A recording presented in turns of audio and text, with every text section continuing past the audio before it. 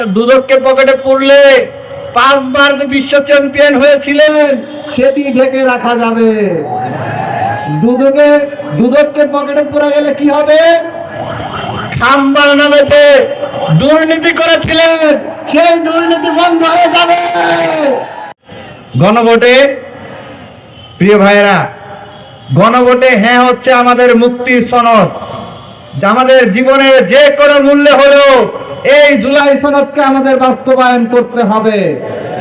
যদি আমরা জুলাই সনদ বাস্তবায়ন করতে না পারি, যদি গণভোটে জুলাই সনদ বিজয়ী না হয়, যদি গণভোটে হ্যাঁ বিজয়ী না হয়, তাহলে একটা সময় যেভাবে আজিজুল হক কলেজ থেকে বিসিএস ক্যাডার নিয়োগ হতো, ঠিক একই কায়দায় নির্দিষ্ট দলের ব্যক্তিরা পিএসসির মাধ্যমে সরকারি চাকরি পাবে।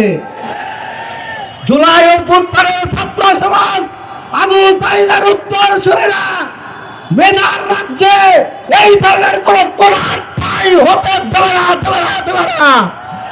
সংগ্রামের সাথী বন্ধুগণ, আমরা দেখতে পাচ্ছি কেউ একদিকে মুখে গণভোটে হ্যাঁ কথা বলছেন, অন্যদিকে তৃণমূলে ন্যায়ের পক্ষে গণ ক্যাম্পেইন চালু করছেন। এটাই প্রমাণ করে আপনারা দুদককে পকেটে পুরতে চান। দুদককে পকেটে পুরলে কি করা যাবে? দুদককে পকেটে পুরলে 5 বার যে বিশ্ব চ্যাম্পিয়ন হয়েছিলেন সেটি ঢেকে রাখা যাবে। দুদককে পকেটে পুরা গেলে কি হবে? খাম্বার নামে যে দুর্নীতি করেছিলেন সেই দুর্নীতি বন্ধ হয়ে যাবে। দুদককে পকেটে রাখতে পারলে কি হবে? হাওয়া ভবন কায়েম করে যে 10% সরকার করেছিলেন সেটি বন্ধ হয়ে যাবে। সেই কারণে কেউ এখন গণভোটে হ্যাঁ বিরুদ্ধে, জুলাই সনদের বিরুদ্ধে, সংস্কারের বিরুদ্ধে অবস্থান নিয়েছে। তাদের এই ষড়যন্ত্র, তাদের এই চক্রান্ত ছাত্র সমাজ সফল হতে দেবে না। সংগ্রামের সাথী বন্ধুগণ, একটা দল আজ ক্ষমতার খুব কাছাকাছি চলে এসেছে। ক্ষমতার এতই কাছাকাছি চলে এসেছে, মোল্লার ওসিলায় সিন্নি খাইলা মোল্লা চিনলা না।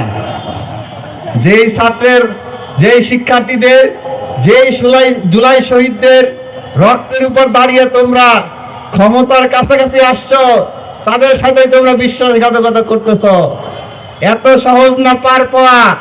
বিএনপির স্থায়ী কমিটির সদস্য ইকবাল হাসান মাহমুদ টুকু বলেছেন, আপনারা হয়তো বক্তব্য শুনেছেন, যে ছাত্রদেরকে, এই জুলাই জনতাদেরকে নিয়ন্ত্রণ করতে নাকি তারা মার্শাল ল জারি করবে।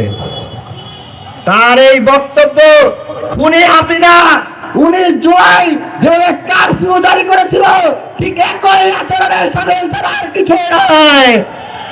যারা ছাত্রদেরকে দমাইতে হাসিনার মতো আবারও সেনাবাহিনীকে ব্যবহার করতে চায়, জনগণ তাদেরকে প্রত্যাখ্যান করে আবারও ভারতে পাঠিয়ে দেওয়ার জন্য প্রস্তুত আছে।